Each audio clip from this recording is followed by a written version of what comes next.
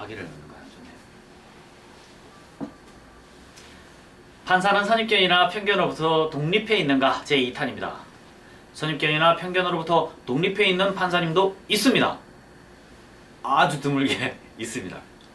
판사님의 머릿속에 우리 보통 뭐 요새 코미디 프로나 혹은 뭐 인터넷 카페 같은 데 보면은 뇌 구조 뭐 누구의 뇌 구조 해가지고 나오대요.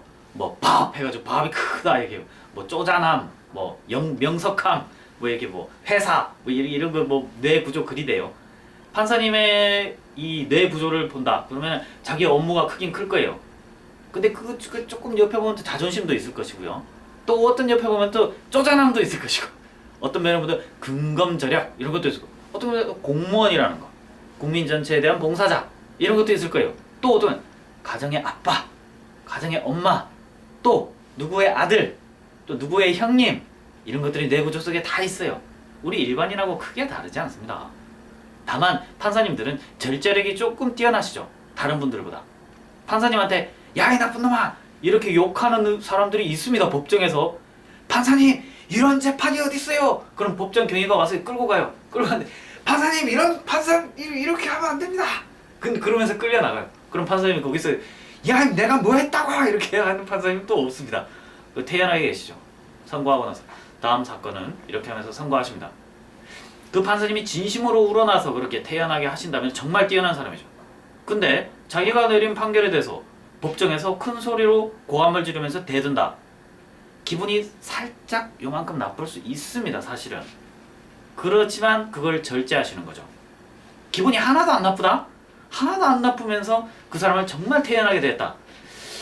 와, 그런 경지가 인간으로서 도달할 수 있는 경지인지 모르겠는데 그 경지에 진심으로 이르렀다면 그 판사님은 대법관을 넘어서서 전 세계적인 지도자가 될 수 있는 영적인 슈퍼파워가 된다고 봅니다. 저는. 그런 분들이 귀합니다. 많이 없습니다. 또 우리의 판사님들은 선입견, 편견으로부터 독립하려는 노력을 끊임없이 하시지만은 아직도 선입견이나 편견에 조금씩은 사로잡혀 있어요. 제가 쓴 책에 카네기 인간관계론이라는 카네기가 쓴 그 책에 있는 거를 인용한 부분이 있는데요.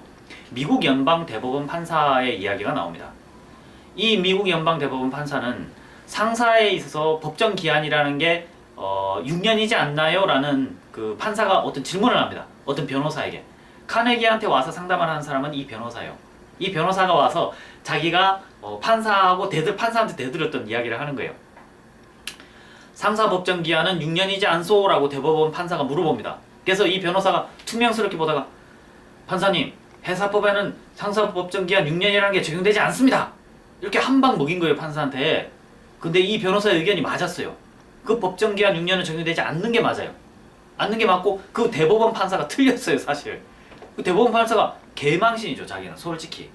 대법원 법정에서 그 학식이 높고 뛰어난 그 사람이 우리나라 같은 경우는 청문회도 통과했잖아요. 그런 사람이 또 앉아 있었는데 한 방에 자기 의견이 틀려버린 거예요.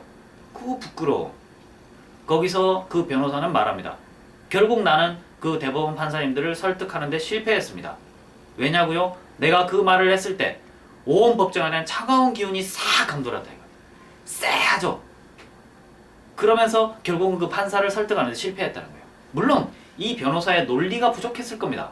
그런데 한편으로는 그 판사의 자존심을 콱 찔러버렸죠.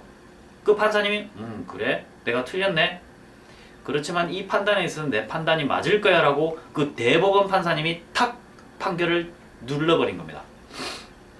이 변호사님은 그 논리에는 맞았지만 판결의 결론에 있어서는 진 거죠. 이 변호사님이 이긴 겁니까? 진 겁니까? 진 거예요. 우리나라 판사님들은 어떨까요?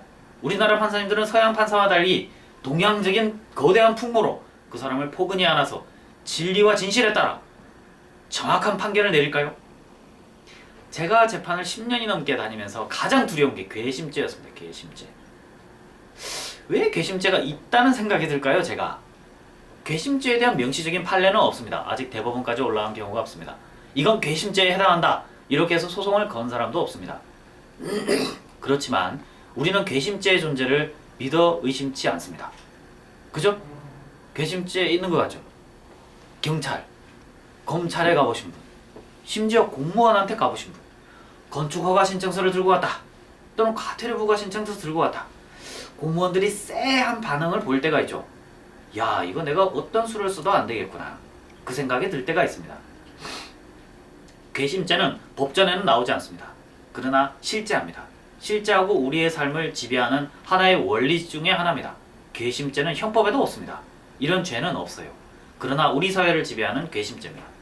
그러나 괘씸죄를 달리 보면은 우리는 사실 우리가 스스로 괘씸죄를 유발합니다. 괘씸죄 유발의 제1단계가 뭔지 아십니까? 그 사람을 쥐어박으면 됩니다. 쥐어박으면 괘씸죄가 바로 나옵니다.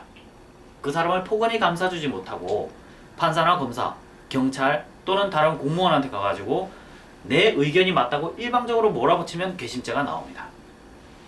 즉, 괘씸죄는 자기가 유발한 것이고 자기가 어떤 경로를 통해 유발한 것이다. 자기 의견만 옳다고 해서 그 사람의 말을 들어보지도 않은 채 내 의견을 들어달라고 강변했을 때 나오는 것이 바로 괘씸죄입니다. 즉, 괘씸죄 하는 사람들이 있죠. 그런 사람들은 대부분 성격이 센 사람들이 많습니다. 성격이 와 이런 사람들이 괘씸죄 받아요. 왠지 아십니까? 그 사람을 무시했거든요. 먼저 무시하니까 괘씸죄 당해도 싼 것이죠. 그래서 괘씸죄 하는 사람들은 보통은 설득에 실패한 사람들이 자기 합리화를 하기 위해 그 처분권자에게 책임을 전가한 것에 지나지 않습니다. 내가 논리가 부족해서 당한 것이 아니라 괘씸죄 적용을 받아서 판사가 말을 안 들어줬다. 검사가 말을 안 들어줬다. 경찰이 말을 안 들어줬다. 이렇게 말하는 거예요. 핑계감이 좋거든요. 사실은 자기가 유발해놓고 자기가 가서 긁었잖아요. 그 사람들을 핥히니까 그 사람들은 자기 방어를 해야 되니까 그래? 너 한번 고생해봐라. 이렇게 되는 거거든요. 그러니까 괘씸죄라는 건 결국은 유발자가 자기 자신입니다. 괘씸죄의 피해자 자기 자신이 그 괘씸죄를 유발한 것이고 그에 따라 그 효과를 받는 겁니다. 그래서 판사님을 대할 때, 검사님을 대할 때, 경찰을 대할 때 항상 주의해야 될 게 뭐다는 거죠? 그 사람을 존중해야 됩니다. 존중하고 내 의견이 틀릴 수도 있다는 관점에서 출발해야 됩니다. 그리고 그분들이 설사 엉뚱한 소리를 하더라도 그 엉뚱한 소리를 받아서 충분히 설명을 해줘야 됩니다.